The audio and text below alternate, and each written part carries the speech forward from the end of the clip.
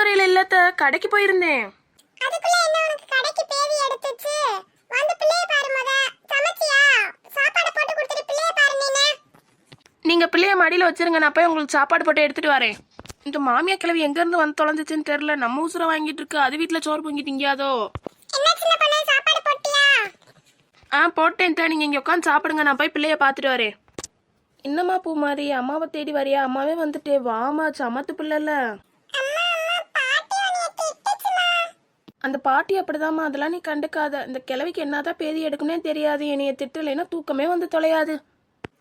சின்ன பொண்ணு, இங்க வா அடுப்பங்கரைக்கு. நீ கட்டில்ல படுத்துருமா, பாட்டி கூப்பிடுறாங்க, நான் போய் என்னன்னு கேட்டு வந்துடுறேன். எத்தே கூப்பிட்டீங்களா? சாப்பிட்டு முடிச்சிட்டீங்களா? சாப்பிட்டு முடிச்சிட்டேன் சின்ன பொண்ணு. மதியத்துக்கு என்ன சமைக்கணும்னு சொல்றேன், அதுபடி நீ சமைச்சு வை, சரியா? சொல்றேன், நல்லா கேளு. சிக்கன் எடுத்து குழம்பு வச்சு, சிக்கன் கிரேவி வச்சு, சிக்கன் 65 வச்சு, மட்டன் கிரேவி வச்சு, மட்டன் சுக்கா பண்ணி சோறாக்கி, குழம்பு வச்சு, ரசம் வச்சு, முட்டை வை, சரியா? நான் வந்து சாப்பிடணும்.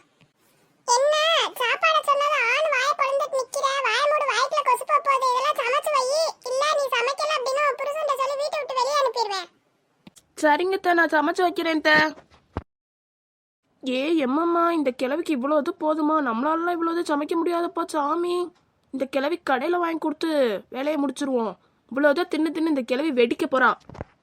சீக்கிரமா இந்த கிழவி போய் சேரட்டு. ஏன் உச்சர வாங்கிட்டு இருக்கா வீட்டுக்குள்ள இருந்து?